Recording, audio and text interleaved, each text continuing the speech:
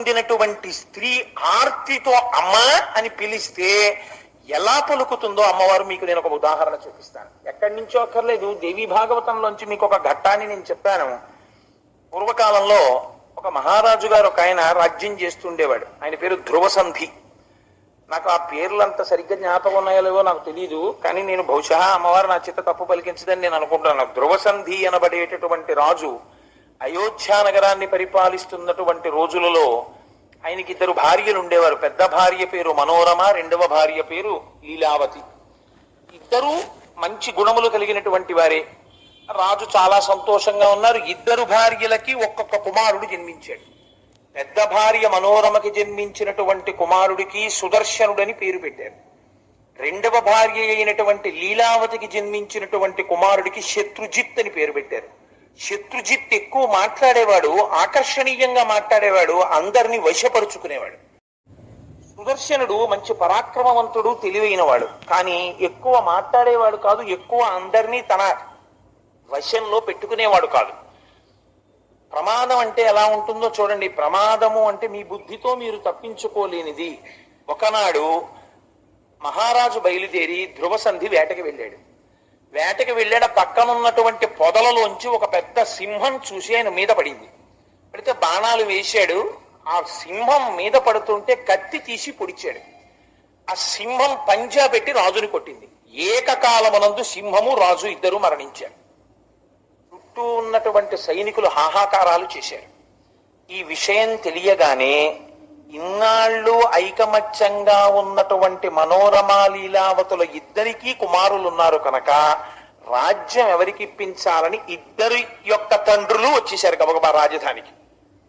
మనోరమ యొక్క తండ్రి అన్నాడు, పెద్ద భార్య పెద్ద కుమారుడు, పైగా మంచివాడు, సుగుణములున్నవాడు, రెండవ వాడు పరాక్రమవంతుడే, కానీ పెద్ద భార్య పెద్ద కొడుక్కి రాజ్యం ఇవ్వాలి కనుక సుదర్శనుడికి పట్టాభిషేకం చేస్తామన్నాడు. కానీ యుధాజిత్ అని చెప్పి ఈ శత్రుజిత్ యొక్క తాతగారు లీలావతి తండ్రి, రెండో భార్య తండ్రి అన్నాడు, కాదు కాదు, మావాడు పౌరుష పరాక్రమములు ఉన్నవాడు, వాడు రాజ్యాన్ని రక్షించగలడు, వాడికే రాజ్యం ఇస్తానన్నాడు. మాట పెరిగిపోయింది. ఆఖరికి మరణించిన రాజు యొక్క ఇద్దరు భార్యల తండ్రులు యుద్ధం చేసుకున్నారు సైన్యంతో. పీనుగు పెంటలు పడిపోయింది ఎక్కడ చూసినా. చివరికి మనోరమ యొక్క తండ్రిని లీలావతి యొక్క తండ్రి సంహరించాడు. ఈ వార్త తెలియగానే మనోరమ తన దగ్గర ఉండేటటువంటి, సాధారణంగా అంతఃపురాల్లో రాచకాంతల దగ్గర పరిచారికులుగా నపుంసకుల్ని నియమిస్తూ ఉంటారు. ఒక నపుంసకుణ్ణి పిలిచి, మనం ఇక్కడి నుంచి తొందరగా వెళ్ళిపోవాలి, రక్షణ కోసం ఎక్కడికి వెడదామని అడిగింది. అమ్మ, నేను ఒక రథం తీసుకొస్తాను, ఇప్పుడు కొత్త రాజుకి స్వాగతం చెప్తున్నారు, మన ఎవరు గుర్తుపట్టారో, తొందరగా వెళ్ళిపోదాం, నీ కొడుకుని తీసుకుని వచ్చేయమని ఆయన కాశీపట్టణం తీసుకెడతానన్నాడు. కానీ మార్గ మధ్యంలో వెడుతూ ఉండగా అక్కడ వాళ్ళకి ఒక మహర్షి యొక్క ఆశ్రమం కనపడింది.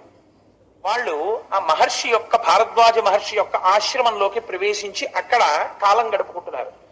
ఆర్తస్య రక్షణే పుణ్యం యజ్ఞాధికముదాహృతం భయస్తస్త్ర దీనస్య విశేష ఫలదం స్మృతం అంటారు దేవీ భాగవతంలో. ఆర్తితో ప్రాణభయంతో పరిగెత్తుకొచ్చినటువంటి వాడికి రక్షణ ఇచ్చినటువంటి వాడికి కలిగినటువంటి ఫలితం ఎన్నో యజ్ఞయాగాదులు చేసిన ఫలితంతో సమానం. అందున భయస్త్రస్త దీనస్య, భయంతో దీనుడై వచ్చిన వాడిని రక్షిస్తే విశేష ఫలదం స్మృతం, దానికి చాలా విశేషమైన ఫలితం. అందుకని నిన్ను రక్షిస్తానన్నాడు భారద్వాజ మహర్షి. తన ఆశ్రమంలో ఉంచుకున్నారు. అక్కడ లీలావతి తండ్రి అయినటువంటి యుధాజిత్ తన మనవడైనటువంటి శత్రుజిత్కి పట్టాభిషేకం చేశాడు. కానీ శత్రుశేషం మిగలకూడదు, సుదర్శనుడు ఎక్కడున్నా నాకు సందేశం పట్టండి, చంపుతానని గూఢచారుల్ని పంపించాడు. భారద్వాజ మహర్షి ఆశ్రమంలో పిల్లవాడు పెరుగుతున్నాడు అని గూఢచారులు వార్త తెచ్చారు. ససైన్యంగా బయలుదేరాడు యుద్ధానికి. ఆశ్రమ ప్రాంగణంలోకి రథాలతో విడితే మహర్షి శపిస్తాడని బయట కోయగూడెంలో ఆగాడు.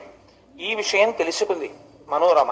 తెలుసుకుని మహర్షి పాదములను పట్టుకుని ప్రార్థన చేసింది, నాకు నా పుత్రుడికి నీవే రక్ష అని. ఆయన, అమ్మ నేను రక్షిస్తానని మహర్షి రాయబారానికి వెళ్ళారు. ఇది మహాత్ముల యొక్క హృదయ స్థితి. ఆయన వెళ్ళి, తప్పయ్య, తండ్రి మరణించినటువంటి పిల్లవాడు, వాడికి వెళ్ళవలసిన రాజ్యాన్ని నువ్వు నీ మనవడికి ఇచ్చావు, పైగా వాడిని చంపడం కోసం వచ్చావు, అలా చెయ్యకూడదన్నారు. ఆయన మాట వినకపోగా యుధాజిత్తు భారద్వాజ మహర్షి ఆశ్రమం మీదకి దండయాత్ర చేస్తానన్నాడు. అని మంత్రి తెలివైనవాడు. విశ్వామిత్రుడు ఇలాగే ఒకనాడు వశిష్ఠుడి మీదకి వెళ్ళాడు. చాలా ఇబ్బంది పడ్డాడు. అందుకని మహారాజా వెళ్ళకని చెప్పాడు. సరే అవకాశం కోసం ఎదురు చూస్తానని వెనక్కి వెళ్ళిపోయాడు. ఇంక ఇక్కడే అమ్మవారి యొక్క అనుగ్రహం అంటే ఎలా ఉంటుందో చూపిస్తారు. ఒకనాడు ఈ పిల్లవాడు సుదర్శనుడు ముని ఆశ్రమంలో మునిబాలకుడిగా ఆడుకుంటున్నాడు. ఆడుకుంటుంటే తల్లితో పాటు వచ్చినటువంటి నపుంసకుణ్ణి క్లీబుడు అంటారు. ఆయన అక్కడ ఆడుకుంటున్నాడు. ఆయన అక్కడ తిరుగుతున్నాడు. ఆయన్ని పిలవడం కోసమని చెప్పి ఓ క్లీబకుడా అని పిలిచాడు. పిలవడంలో మొట్టమొదటి అక్షరం క్లీ అన్నది ఏదో గమ్మత్తుగా అనిపించింది ఆ పిల్లాడికి. అనిపించి క్లీ క్లీ ఏమిట్రా ఇది ఏదో గమ్మత్తుగా ఉందని 4 మాటలు అనుకున్నాడు. అనుకోవడంలో క్లీ క్లీ క్లీం అన్నాడు. ఇప్పుడే పక్కన సున్న కూడా పెడితే ఇది ఏదో భలే గమ్మత్తుగా ఉందిరా అనుకున్నాడు. అతనికి తెలియదు ఇది కామరాజ బీజాక్షరం అని తెలియదు. దానికే అంగన్యాస కరన్యాసాలు చేయలేదు, దానికేం ఋషుల్ని ప్రార్థన చేయలేదు, నమస్కారం చేయలేదు. కానీ ఇదేదో బాగుంది అనుకున్నాడు. కొందరికి చూడండి అస్తమానం ఏదో మాట అంటుంటారు, ఊతపదం అంటారు. అలా రాత్రి పడుకున్నా నిద్ర లేచినా ఏం చేస్తున్నా క్లీం అంటుండేవాడు. ఆ క్లీం క్లీం క్లీం అంటూ ఉండడంలో అది బీజాక్షరం, దాని శక్తి చూపించేస్తుంది. తెలిసి చదివాడా తెలియక అన్నాడా అమ్మవారు చూడలేదు. ఒక అమాయకుడైనటువంటి పిల్లవాడు అస్తమానం ఆ బీజాక్షరం పలుకుతున్నాడు. ఒక రోజు రాత్రి సుదర్శనుడు నిద్రపోతున్నాడు.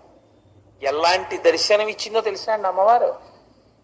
రక్తాంబరాం రక్తవర్ణాం రక్త సర్వాంగ సుందరాం గారుడే వాహనే సంస్థాం వైష్ణవీం శక్తిమద్భుతాం. విష్ణు శక్తిగా గరుత్మంతుణ్ణి అధిరోహించి ఎర్రటి వస్త్రములతో ఎర్రటి దేహంతో ఎర్రటి మాలలతో ఎర్రటి ఆభరణాలతో దర్శనమిచ్చింది. ఇస్తే పొంగిపోయాడు. ఆ స్వరూపాన్ని చూసి మనస్సులోనే నమస్కారం చేస్తూ ఆ నిద్రపోతున్నటువంటి సుదర్శనుడు స్తోత్రం చేశాడు. చేస్తే అమ్మవారు సంతోషించి సర్వకాలముల యందు నిన్ను నేను రక్షిస్తానని చెప్పి వాడు గమ్మత్తుగా గొప్ప విలువిద్య నిపుణుడైపోతున్నాడు. రోజు రోజుకి అస్త్ర విద్యలు శస్త్ర విద్యలు నేర్చేసుకుంటున్నాడు, ఉన్నతికి వచ్చేస్తున్నాడు. అదే కాలమునందు అమ్మవారి అనుగ్రహం అంటే ఎలా ఉంటుందో చూడండి. కాశీ పట్టణాన్ని పరిపాలించేటటువంటి సుబాహుడనేటటువంటి రాజు యొక్క కుమార్తె అయిన శశికళ అనబడేటటువంటి సౌందర్య రాశి అయిన పిల్ల కళలో జగదంబ కనపడి నీ భర్తని నేను నిర్ణయించాను, భారద్వాజ మహర్షి ఆశ్రమంలో పెరుగుతున్న సుదర్శనుడే నీ భర్త అని చెప్పి అంతర్ధానం చెందింది. ఆ పిల్ల నిద్ర లేచింది. అనుకోకుండా అటుగా బ్రాహ్మణుడు వస్తున్నాడు. అయ్యా మీరు ఎక్కడి నుంచి వస్తున్నారు అంది. నేను భారద్వాజాశ్రమం నుంచి వస్తున్నానమ్మా అన్నాడు. అయ్యా ఏమిటండి విశేషాలు అంది. నువ్వు కన్నెపిల్లవి నీకెందుకు ఆశ్రమ విశేషాలు అన్నాడు. అబ్బాయి వినాలనుందండి అంది. అమ్మవారి అనుగ్రహం అంటే చూడండి ఎలా ఉంటుందో. అమ్మవారిని పూజించినటువంటి వారికి లోటు ఉండదండి. వివాహం కుదర్చడంలో అదే అమ్మవారి శక్తి. అందుకే రుక్మిణీ కళ్యాణంలో నమ్మితి నామనంబున సనాతనులైనము మా మహేషులన్ మిమ్ము పురాణ దంపతుల మేలు భజింతు కదమ్మ మేటి పెద్దమ్మ దయాంబురాశివి కదమ్మ హరిన్ పతిచేయుమమ్మ నిన్ను నమ్మిన వారికి ఎన్నటికి నాశము లేదు కదమ్మ ఈశ్వరి అంటూ రుక్మిణీదేవి. ఆ తల్లి ఈ మాట చెప్పగానే ఆవిడ యొక్క సంకల్పం ఆ వచ్చినటువంటి బ్రాహ్మణుడు అన్నాడు, అమ్మ నిన్ను చూస్తుంటే చాలా ముచ్చటగా ఉంది, అంత సౌందర్యవంతురాలి అమ్మా, నీకు తగిన పిల్లాడొకడు ఆ భారద్వాజాశ్రమంలో ఉన్నాడు, వాడి పేరు సుదర్శనుడు అంటాడు, నువ్వు పెళ్లి చేసుకుంటే వాడిని చేసుకోవాలమ్మా. ఈ పిల్ల మనస్సు ఆ సుదర్శనుడు యందు నిలబడిపోయింది. అమ్మ అనుగ్రహం అనుకుంది. ఆ అమ్మాయికి యుక్త వయస్సు వచ్చింది. సరే ఇప్పుడు దేవీ భాగవతం నా ప్రధాన సబ్జెక్టు కాదు కాబట్టి ఒక విషయంగా చెప్తాను దాన్ని స్థూలంగా. గబగబా తండ్రి గారు ఆ పిల్లకి వివాహం చెయ్యడం కోసమని ఇచ్ఛా స్వయంవరాన్ని ప్రకటించాడు. ఇచ్ఛా స్వయంవరం అంటే పిల్ల తనకి నచ్చినటువంటి పెళ్లి కుమారుని యొక్క వరుని యొక్క మెడలో పుష్పమాలని అలంకారం చెయ్యొచ్చు. ఎందరో రాజకుమారులు వచ్చారు. వాళ్లతో పాటుగా యుధాజిత్తు తన యొక్క మనవడైనటువంటి శత్రుజిత్తుని తీసుకుని వచ్చాడు. నిద్రపోతున్నటువంటి ఈ సుదర్శనుడికి కలలో కనపడి అమ్మవారు కాశీరాజు తన కుమార్తెకి స్వయంవరం ప్రకటించాడు, నువ్వు బయలుదేరి వెళ్ళమంది. ఆశ్చర్యకరంగా అక్కడ కోయగూడెంలో ఉండేటటువంటి నాయకుడు తెచ్చి రథాన్ని బహూకరించాడు. రథం ఎక్కి తల్లిని తీసుకుని ఆయన కూడా అక్కడికి వెళ్ళాడు. వెళితే ఈ విషయం తెలిసిపోయింది యుధాజిత్తుకి. సుదర్శనుడు వచ్చాడు తల్లితో కలిసి, వాళ్ళిద్దరిని మట్టు పెడతానని. సాటి రాజకుమారులు అన్నారు, తగిన కారణం లేకుండా చంపకూడదయా, ఆవిడికి ఇచ్చా స్వయంవరం, ఆవిడికి ఇష్టమైతే మెడలో మాల వేస్తుంది, లేకపోతే లేదు, చంపడం ఎందుకన్నారు. అయినా ఒకసారి నచ్చ చెప్పి చూద్దామని సుదర్శనుణ్ణి పిలిపించారు. అన్నీ చెప్తే ఆయన ఒక్కటే మాట అన్నాడు, యక్కరిష్యతి శత్రుత్వం మయా సహ నృపాత్మజాః శాస్తాతస్య మహావిద్యాం అని. నాకు మీ పట్ల శత్రుత్వం ఏం లేదు, జగదంబ ఎలా నడిపిస్తే అలా నడిపిస్తుంది. నాకు కేవలం అమ్మవారి పాదముల యందు భక్తి. అమ్మ వెళ్ళమంది నేను వచ్చాను. నేను రాజుని కాను, రాజకుమారుణ్ణి కాను, రాజకుమారుణ్ణి కానీ రాజ్యం లేదు, అందుకని నాకు ఆహ్వానం లేదు. అమ్మ వెళ్ళమంది నేను వచ్చాను అన్నాడు. రాజకుమారులకి పాపం ఈయన చెప్పినటువంటి మాట, నాహం జానామి శత్రుతాం అన్నాడు. నాకు మీతో శత్రుత్వం ఎందుకయ్యా, నాకు శత్రుత్వం లేదు, నాకు అంతటా అమ్మవారు కనపడుతోంది అన్నాడు. అంటే వాళ్ళు చాలా సంతోషించి పంపేసి అప్పటికి ఉపశాంతి చేశారు యుధాజిత్తుకి. మరునాడు స్వయంవరం ప్రకటించే లోపల యుధాజిత్తు వెళ్ళి ఆ శశి కళ అనబడేటటువంటి పెండ్లి కుమార్తె యొక్క తండ్రి గారైన సుబాహుణ్ణి నిగ్రహించాడు.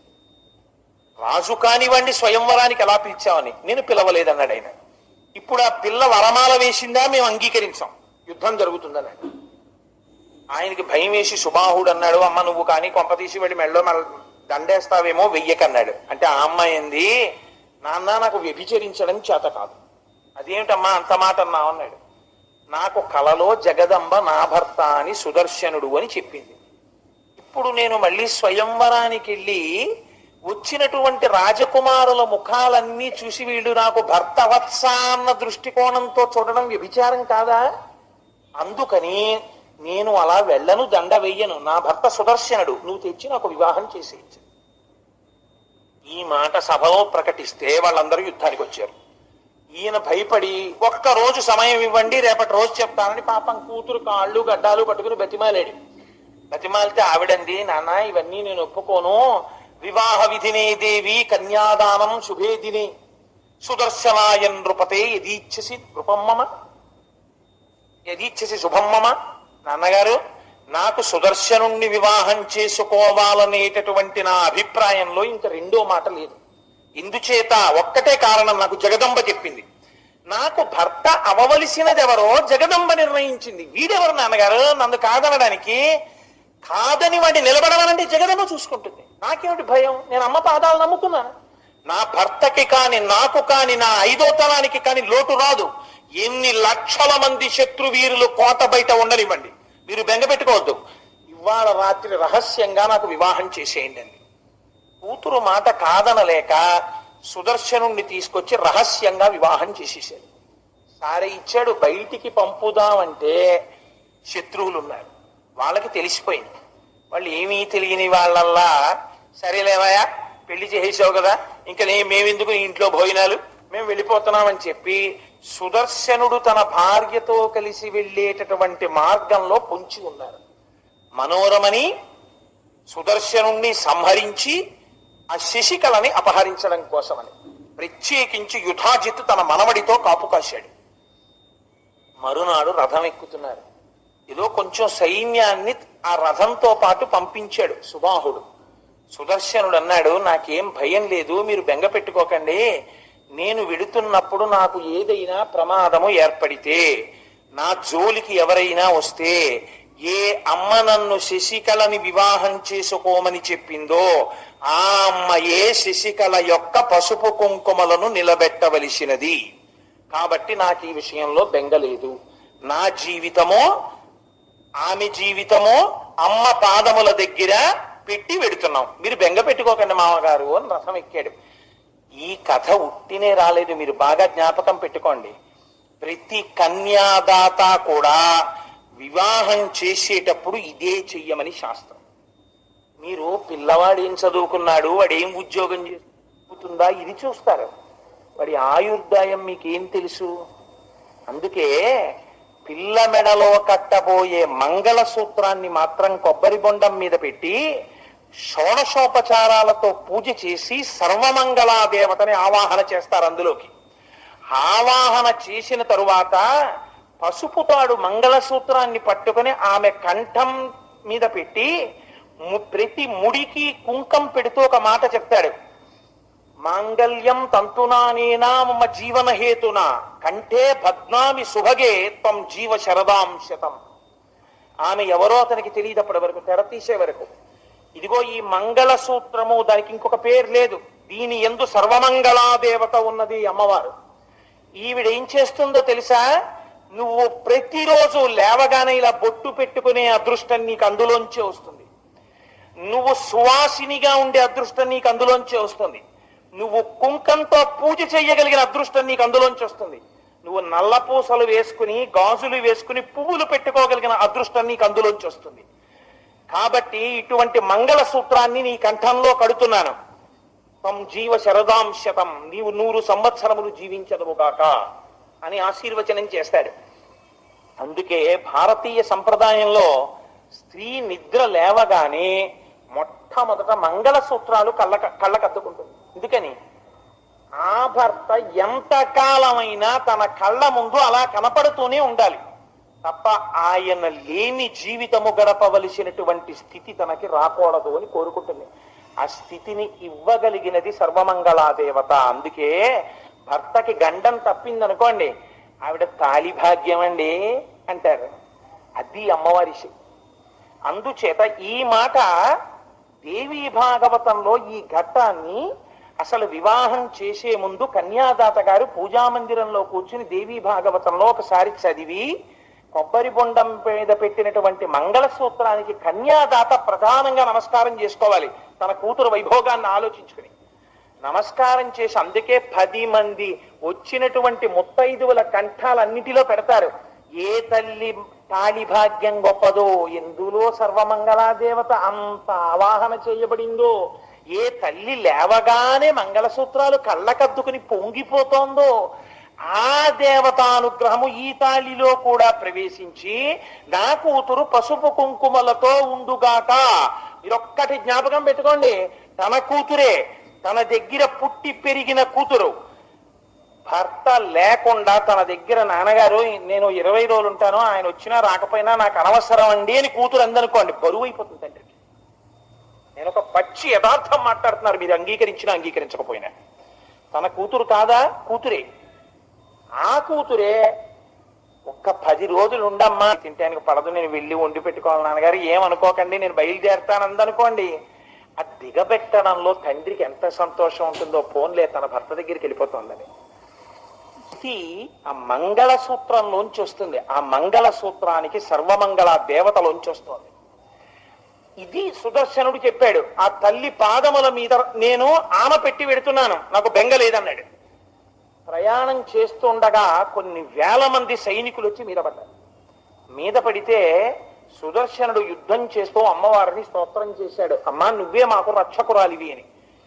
వెంటనే అమ్మ అష్టాదశ భుజాదేవి సహస్ర భుజమండిత సంభూతాసురనాశాయ అన్నట్టు ఆకాశంలో ఒక్కసారి మిరిమిట్లు కొలుపుతూ దర్శనమిచ్చింది. ఒక పెద్ద కేకేసి, ఓరి తుచ్చుడా యుధాజిత్ యుద్ధమాపు, వాడు నా భక్తుడు, విడిచిపెట్టి వెళ్ళని. ఏమిట్రా ఆవిడ మాట లెక్క పెట్టేది, వెయ్యండి బాణాలన్నాడు. అమ్మవారు 2 బాణములు తీసి సంధించి విడిచిపెట్టింది. ఏకకాలమునందు 2 బాణములకు యుధాజిత్తు శత్రుజిత్తు ఇద్దరు పడిపోయారు రథాల్లోంచి. అమ్మవారిని స్తోత్రం చేసి వచ్చి ఒక్కతే కూతురు కాబట్టి అటు కాశీ రాజ్యాన్ని ఇటు అయోధ్యని రెండిటినీ కూడా పరిపాలించి బ్రతికి ఉన్నంత కాలం 2 చోట్ల అమ్మవారిని బంగారు సింహాసనం మీద దేవాలయాలు కట్టి పూజించి తన రాజ్యంలో ఉన్న వాళ్ళ చేత పూజింపచేసి 5వ తనంతో అందరూ సంతోషంగా ఉండేటట్టు పరిఢవిల్లేటట్టుగా చెయ్యగలిగాడు. కాబట్టి ఎక్కడుంది ప్రతి ఇంటిలో సౌభాగ్యం, ప్రతి ఇంటిలో ఆనందం దేనివల్ల ఉంది? అమ్మ ఉపాసనలో ఉంది, అమ్మకి చేసే కుంకుమార్చనలో ఉంది. అమ్మ ప్రత్యేకం చెప్పింది, ఆశ్వీజ మాసంలో నవరాత్రులలో ఎవరు సువాసినిగా నా కటాక్షము వల్ల ఉన్నారో వారు వచ్చి ఇంత కుంకుమ సమర్పిస్తే నేను పొంగిపోతానని చెప్పింది ఆవిడ. అందుకే ఆనాటి నుంచి ఈనాటి వరకు ఆ సువాసినులు వచ్చి కుంకుమార్చన చేసుకుని పొంగిపోతారు.